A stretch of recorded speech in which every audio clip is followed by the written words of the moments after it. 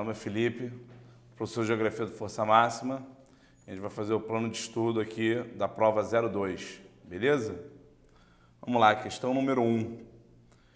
Presente em parte das regiões Sudeste e Nordeste, apresenta-se com chuvas concentradas em poucos meses do ano, abrindo uma margem para longos períodos de seca, além de médias de temperaturas em torno de 26 graus anuais.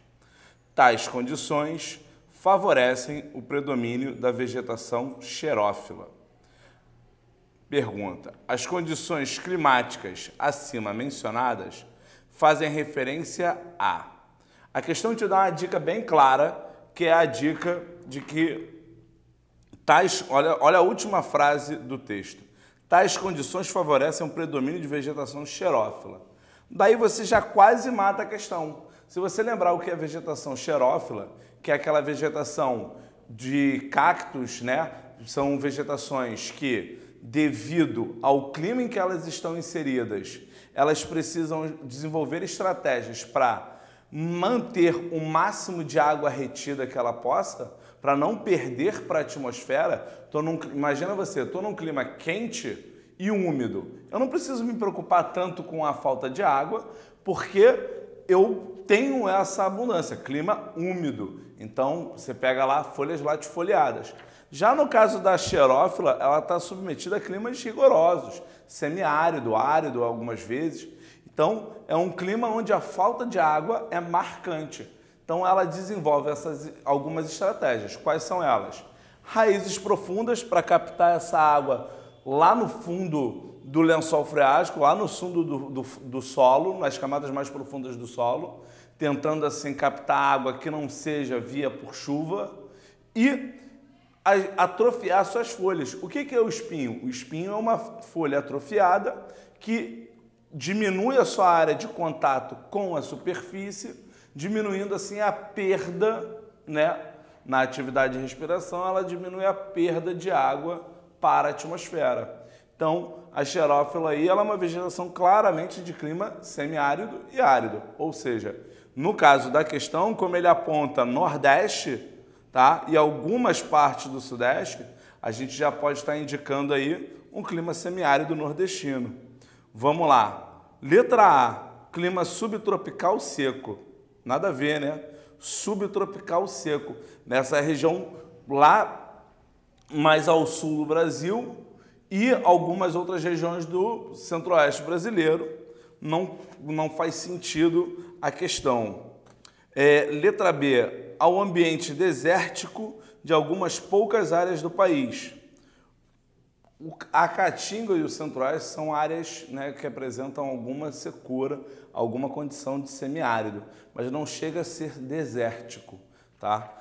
Falar que é uma região desértica é errado, porque ali existem dois biomas, inclusive o Cerrado, um dos mais importantes do mundo e um dos mais importantes do Brasil também. E no caso da Caatinga, na região Nordeste, ela não é uma região, né, árida, não é uma região desértica, apresenta ali uma vegetação, por mais esparçada que seja, né, mais restrita que seja, ela ainda é presente. Letra C, ao semiárido nordestino. Vamos ficar com essa, mas vamos analisar as outras. Ao domínio morfoclimático da Amazônia brasileira. Amazônia, ambiente úmido, extremamente úmido, não tem nada a ver com o que a questão está falando. E letra E, o quadro natural da região do Cerrado. O Cerrado apresenta um clima típico, tá? Tropical típico, e a questão fala de semiárido. Então já não pode ser também a letra E. Então a resposta certa é a letra C. Beleza? Vamos continuar. Questão número 2. Observe a figura abaixo. Aí tem uma figura aí mostrando para você altura, altitude, né? E a relação latitude. Tentei reproduzir aqui um pouco da figura que está aí, para a gente poder fazer uma análise correta aí junto com vocês. Vamos ler a questão. Utilizando seus conhecimentos e as informações da figura, assinale a alternativa correta. O que a figura fala para você? Repara que quanto mais para baixo eu estou,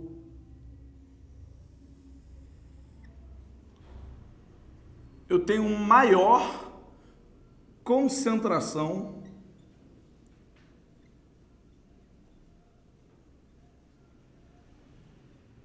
da vegetação.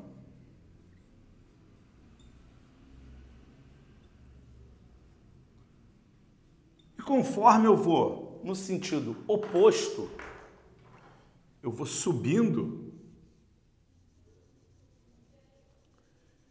eu apresento aqui uma redução da concentração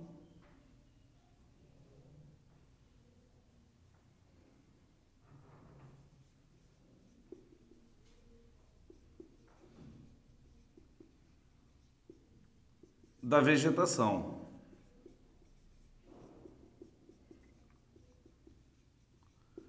Isso tem muito a ver com o clima, né? Quanto mais alto eu estou, mais rarefeito é o meu ar, mais frio é a temperatura, e isso tende para uma menor quantidade de vegetação.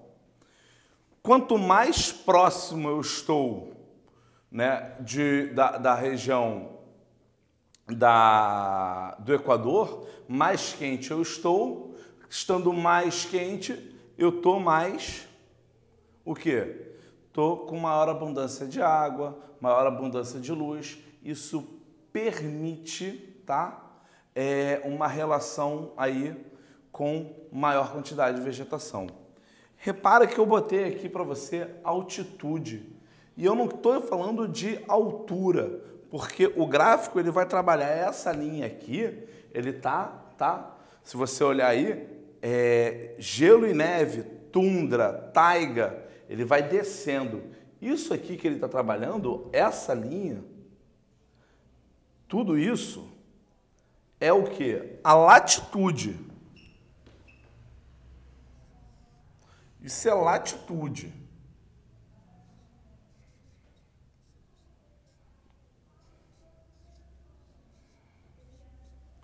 Por que eu sinalizei aí a altitude? Só para lembrar, tá? Isso aqui é só para lembrar. Desculpa. Vou botar em outra cor. Vai ficar mais nítido para você. Isso é só para você lembrar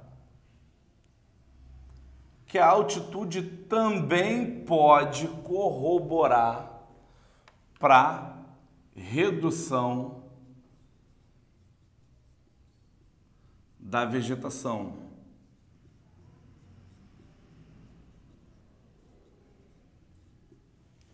Então, em algumas regiões com serras, cordilheiras, você pode aí enfrentar alguma redução de vegetação.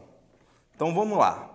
Letra A. A tundra constitui o bioma mais devastado do mundo, pois seu solo fértil foi muito aproveitado para a agricultura. Amigão, a agricultura em clima de tundra, né, não tem nada a ver. Tundra é o clima mais polar que você... É o bioma do clima polar. Então, não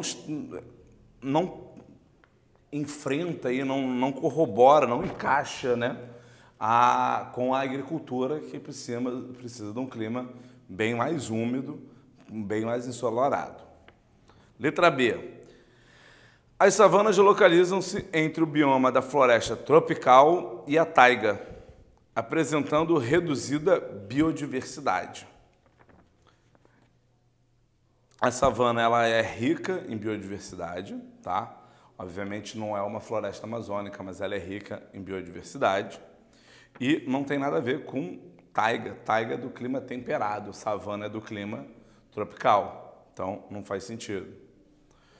Letra C. As florestas temperadas, nas áreas próximas ao Equador, apresentam árvores de várias alturas e tipos. Floresta temperada nas áreas próximas ao Equador são duas faixas climáticas totalmente diferentes.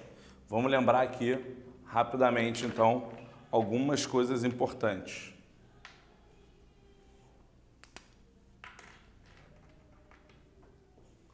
Olha para cá. Se a gente fizer uma divisão rápida aqui do planeta, eu vou ter lá faixa temperada,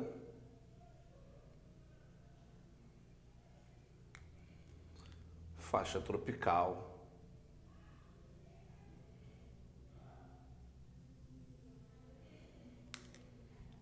faixa equatorial. Então, Equador,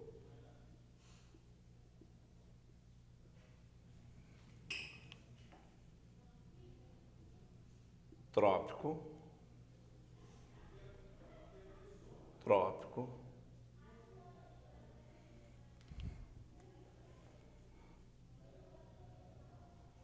polar, polar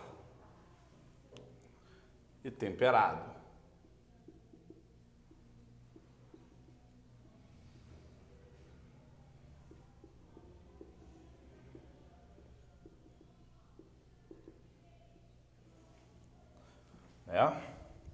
Então, repara aí. Letra C. As florestas temperadas nas áreas próximas ao Equador. Eu saí do temperado, pulei o trópico e cheguei no Equador direto? Não rola, né? E letra D. As formações vegetais estão diretamente ligadas ao clima que varia de acordo com a altitude e latitude. Então, repara, tá?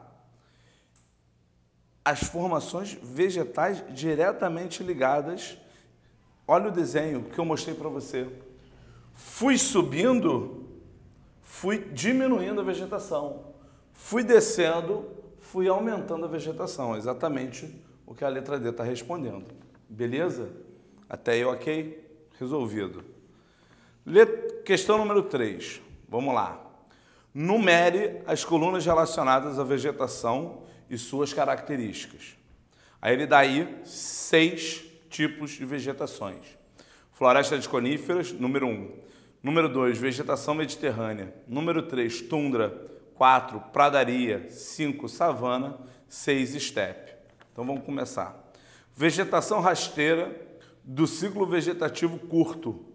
Exemplos, musgos e líquens. Ciclo vegetativo curto, eu tenho pouco espaço, uma janela muito pequena para o surgimento, o nascer e a exposição desse tipo de vegetação. Musgos e líquens é um tipo específico do clima de tundra, número 3, então a primeira opção.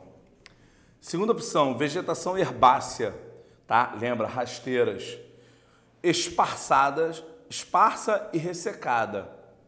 Surge em climas semiáridos, na faixa de transição de climas úmidos para desérticos.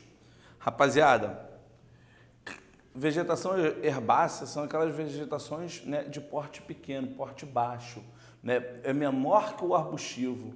Elas podem, em algumas ocasiões, acontecer relacionadas numa exposição de gramíneas ou até em algumas outras regiões com um pouco maior o seu porte, mas muito pequena ainda em relação às arbustivas, tá? E aí ele relaciona com o clima semiárido, ele fala esparçado e ressecada.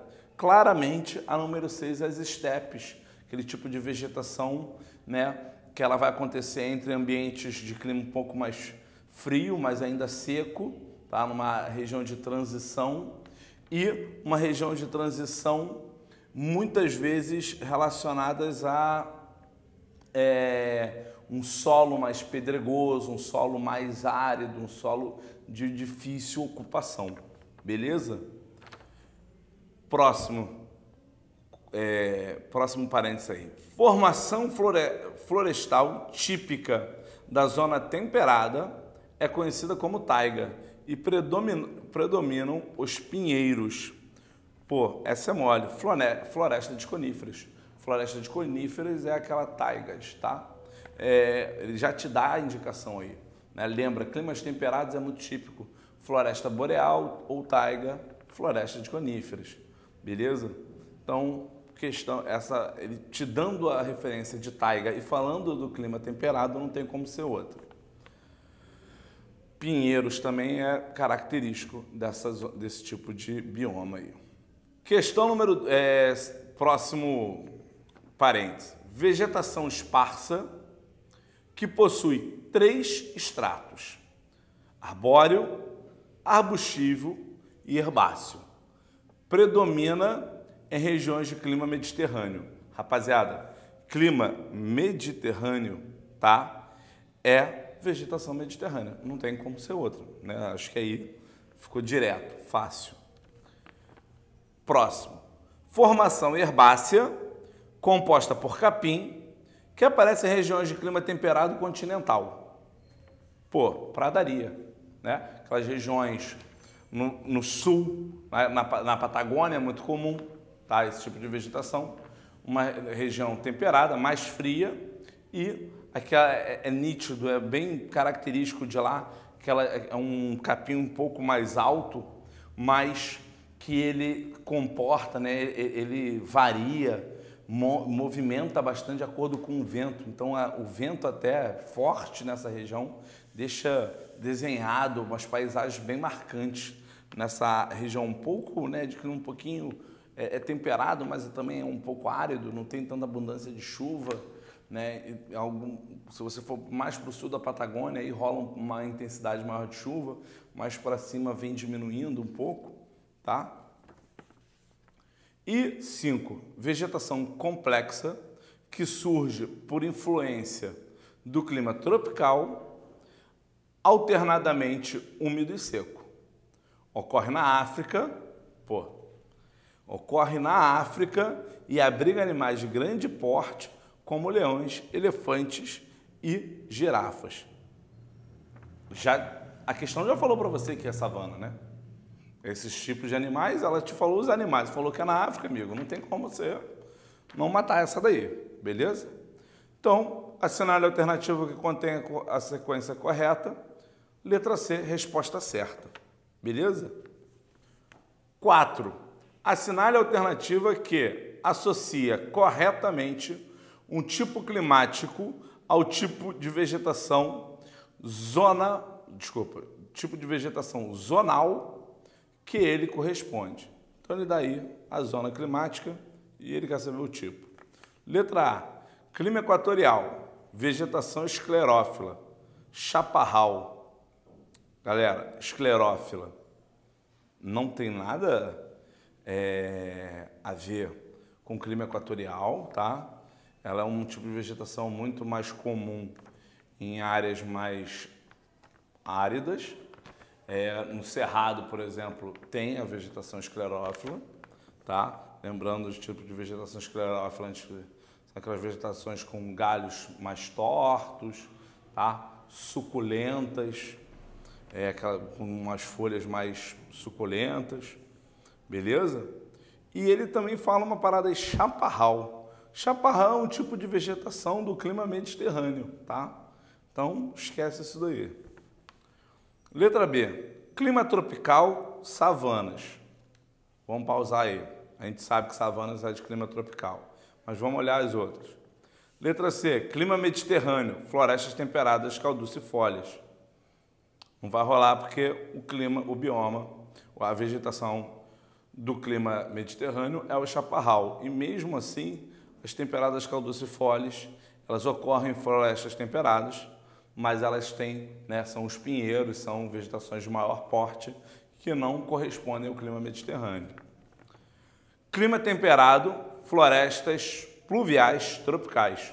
Porra, tropicais e temperada não estão cruzando, né? Então, beleza, não pode ser essa. E letra E, clima subtropical árido e estepes. O clima subtropical árido e estepes não vão se correlacionar, uma vez que as estepes são de clima temperado, muito característica de clima temperado e não de clima subtropical, tá? Galera, vamos lá, questão número 4. Assinale a alternativa que associa corretamente um tipo climático ao tipo de vegetação zonal que ele corresponde, ou seja, vegetação e zona. Letra A, clima equatorial, vegetação esclerófila, chaparral, maqui. Chaparral é um tipo de vegetação típico do clima mediterrâneo. Não faz sentido a letra A, relacionada a clima equatorial, não faz sentido. Desculpa. Letra B, clima tropical e savanas. Segura. Letra C, clima mediterrâneo, florestas temperadas, caducifólias. Esse tipo de vegetação, caducifólia, é claramente de climas temperados e o clima mediterrâneo não está correlacionado a esse tipo de vegetação específica, tá? Letra D, clima temperado, florestas pluviais tropicais. Clima temperado, florestas pluviais tropicais. Pluviais tropicais, clima temperado. Não está casando também. Lembra que a questão está perguntando tipo climático relacionado à zona, tá? E vegetação. E letra E, clima subtropical árido, estepes. Estepes é típico de um clima temperado e não de clima subtropical. Beleza? Então, resposta certa, letra B. Questão número 5. Observe o esquema a seguir. Aí tem aí, né, uma plantinha. A plantinha está fazendo a respiração. Você tem a infiltração, evaporação e chuva. Se liga. Vou botar aqui rápido para você.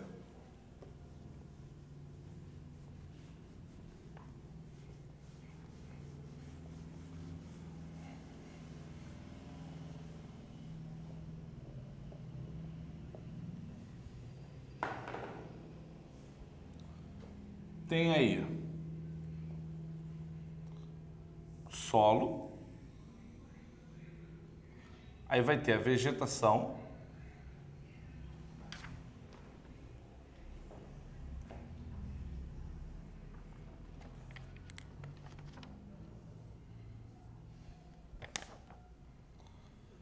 e aí a questão está trabalhando com você ciclo da água, correto? Então, ela bota para você aí, existe o ponto B, que é o que ele quer saber, que é as nuvens que estão se formando, né? E elas estão migrando em direção a uma outra região, aonde ela vai ter a precipitação. Beleza? E aí essa água que vai cair, ela vai cair nas folhas e alguns galhos e de forma muito lenta ela vai escorrer pelo tronco. Essa etapa aqui, tá? De escorrer pelo tronco, a gente chama de fluxo de tronco, tá? Esse fluxo de tronco vai formar um escoamento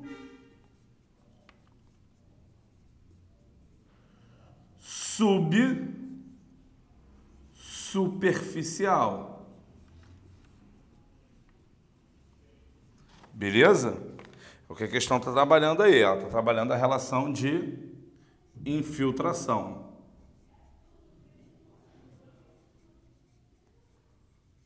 E aí, repara, menino, o seguinte. Depois essa água, né, vai para cá e aqui ele considera nessa outra zona aqui que você tem uma área com um poço, um lago, uma lagoa.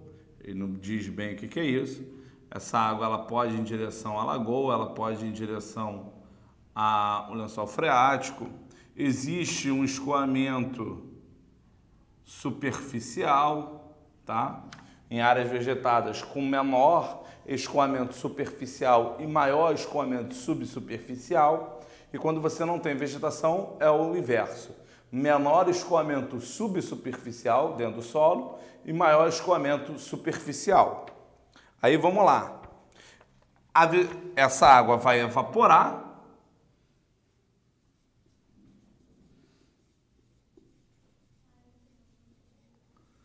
e ela evaporando, ela vai contribuir para a formação de nuvens. E aí ele quer saber a etapa B e ele quer saber uma outra etapa, essa etapa aqui, que ele chama aí de etapa A. O que é a etapa A e o que é a etapa B?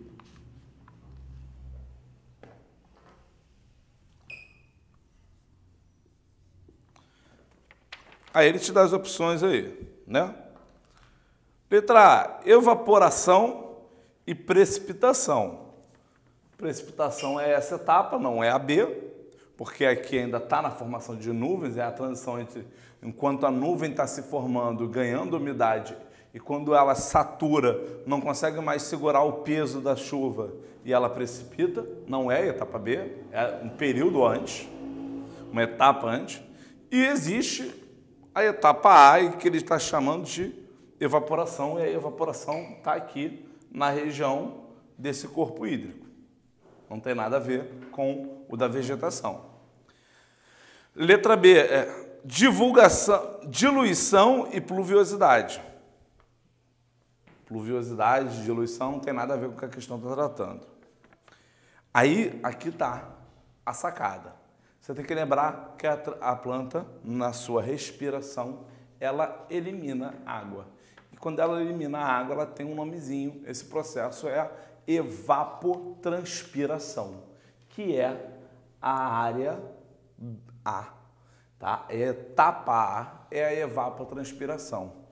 E a etapa B é quando a chuva, lembra que eu falei, ela está formando, vai chegar um momento que ela não vai aguentar mais o seu peso, porque essa água está transformando o estado dela, está saindo de gasoso e indo para o sólido, ela está fazendo o que a letra C está falando, a condensação, beleza? Então, letra C, resposta certa. Letra D não dá para ser, porque transpiração orgânica e formação de nuvens, tá? Não tem muito a relacionar transpiração orgânica, formação de nuvens. A formação de nuvens tá nessa etapa, e essa etapa B é entre a formação de nuvens e a precipitação. E letra E, a bioatividade e umidificação. Não tem nada a ver com o que a questão está falando. Beleza? Agora vamos lá. Vamos mudar totalmente de assunto agora. Questão número 6, tá? Os países da América Latina compõem alguns blocos econômicos internacionais. Alguns deles são formados apenas por países dessa região, ou seja, da América Latina. Outros congregam países latino-americanos e de outras localidades. Assinale a alternativa que apresenta somente blocos econômicos que contam com pelo menos um país latino-americano.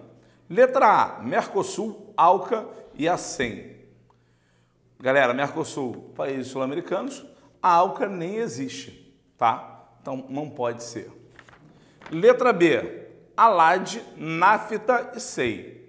O NAFTA é da América do Norte, Canadá, Estados Unidos e México, e a SEI é a Comunidade de Estados Independentes lá na Europa. Europa e Ásia, ali, com aqueles países ex-União Soviética, não tem nada a ver. Letra C, APEC, Mercosul e ALBA. A ALBA é aquela aliança bolivariana da América que foi feita em resposta à ALCA, uma proposta aí. Mercosul é o bloco maior aqui, de maior importância econômica da América do Sul. Paraguai, Brasil, Uruguai, Argentina e Venezuela, né? Paraguai, Brasil, Uruguai, Argentina e Venezuela. O bloco aí tem início com Paraguai, Uruguai, Brasil e Argentina, e a Venezuela entrou depois. Lembrando que o Paraguai já teve suspenso, hoje a Venezuela que está suspensa, mas isso é um outro assunto. E a APEC, a aliança, tá? Na verdade, ela é o que a gente fala que é a cooperação econômica da Ásia-Pacífico. E a APEC, ela tem países sul-americanos, como o Chile, é um dos exemplos, Peru também é outro exemplo, tá? Então, ela também pode ser correspondida como a mais certa aí. Letra D, Pacto Andino, Mercosul e a CEM. E letra E, o NAFTA, a ALCA e a EFTA. O NAFTA, novamente, é um bloco da América do Norte. A ASEM também é da Ásia, não tem nada a ver com a América. E aí, então, a resposta certa é a letra C. Beleza? Rapaziada, questão número 7. A questão número 7, ela tem um texto, que vocês podem olhar aí na folha comigo, onde ela vai falar do Tratado da Formação do Mercosul, o Tratado de Assunção de 1991. E aí, ela faz um joguinho com a história de dois patinhos, tá? Aí, um primeiro trechinho, ela vai falar assim: recentemente, um pato migrou da região andina para a lagoa mercosuliana, aproximando-se do bando. Os outros patinhos ficaram apreensivos, não por ser aquele propriamente um patinho feio, mas um patinho revolucionário. Porém, com a convivência mais próxima, os patinhos até lhe acharam graça e permitiram o seu ingresso no bando, com a exceção de um deles, o que rejeitava insistentemente. Beleza? O outro trecho fala assim: mas quis o destino que esse patinho relutante cometesse um ato que desagradou aos demais, sendo afastado do grupo temporariamente, até cumprir as regras estabelecidas pelos outros. Esse patinho, agora triste e inconformado com a punição, considerada injusta por uns e acertada por outros, avista ao longe os seus companheiros a conviver alegremente com o recém-chegado pato camarada. Rapaziada, vamos lá. A pergunta da questão 7 é: o patinho relutante é o patinho revolucionário. O patinho relutante e o patinho revolucionário, destacados no texto, são respectivamente quem? Aí vale dar uma voltada atrás e lembrar que o que eu disse antes. O Mercosul ele nasce com Paraguai, Argentina, Uruguai e Brasil. O Paraguai, tá? Ele é esse país que é relutante ao patinho revolucionário, que é a Venezuela, que entrou, foi a última a entrar no bloco nos últimos anos, tá? E aí o Paraguai não aceitava a entrada da Venezuela. Porém, tá? O Paraguai vai depois sofrer um golpe em 2012 e o Paraguai vai ser retirado do bloco, vai ser suspenso do bloco. E nessa que o Paraguai vai ser suspenso, a Venezuela é aceita. Então, repara, o Mercosul é um bloco de 5 países, mas que 2 são flutuantes, né? Em dado momento, o Paraguai estava e não aceitava a Venezuela, aí depois a Venezuela, depois o grupo, o Mercosul, suspende o Paraguai e aceita a Venezuela, aí depois o Paraguai volta e agora a Venezuela é suspensa pelas inconformidades da política do Maduro. Então, vamos lá. Quem é o patinho relutante? Quem é o patinho revolucionário? Letra A, Uruguai e Colômbia. A Colômbia não faz parte do bloco, né? Não faz parte como integrante fixo. Letra B, Brasil e Chile. O Chile também não faz parte do bloco como integrante fixo, né? Ele é, tanto a Colômbia quanto o Chile são países associados, é outra dinâmica. Letra C, Paraguai e Venezuela. Paraguai, patinho relutante. Venezuela, patinho revolucionário. Letra D, Argentina e Colômbia. Também não, porque volta na questão da letra A, que também trata da Colômbia. E letra E, Argentina e Venezuela. A Argentina não se punha contra a Venezuela, então não dá para qualificar a Argentina como país relutante. Resposta certa, letra C. A letra 8, a questão número 8, a gente já meio que respondeu, né? Qual foi o ato do patinho relutante que fez com que fosse excluído do grupo temporariamente? Foi o golpe de Estado sofrido pelo então presidente Fernando Lugo, que era acusado aí de negligência e irresponsabilidades relacionadas à administração do país e que, com a estabilidade ali política, os países do bloco, Argentina, Uruguai e Brasil, resolveram suspender temporariamente o Paraguai. Beleza? Questão número 9.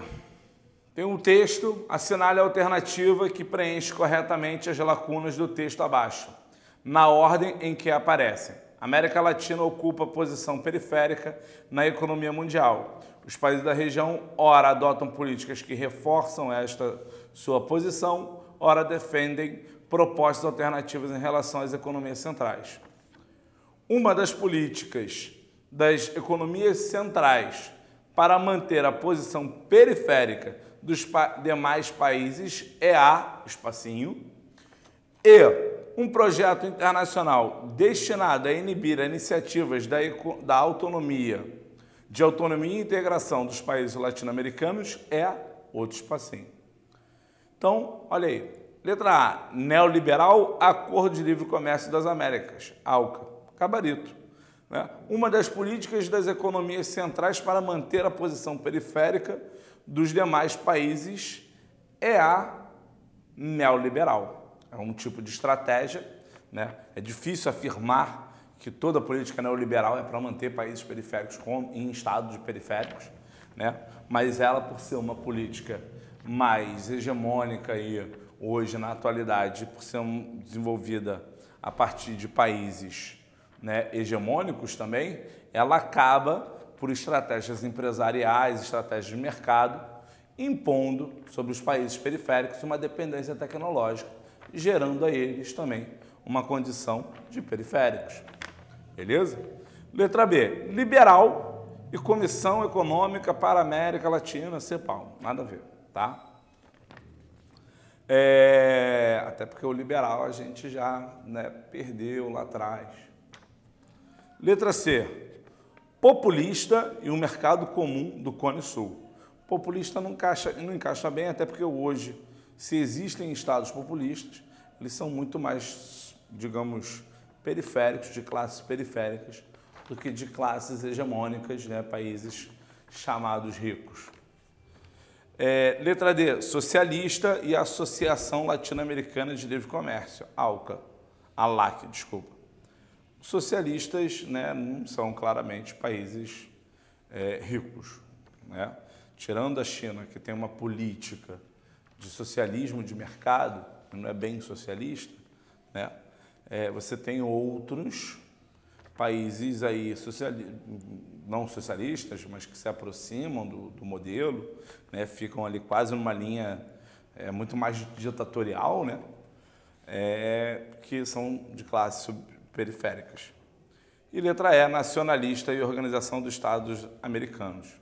As organizações dos Estados Americanos englobam todos os estados e não tem relação com digamos assim, um projeto internacional destinado a inibir as iniciativas de autonomia e integração da América Latina. Tá? Questão número 10 e última.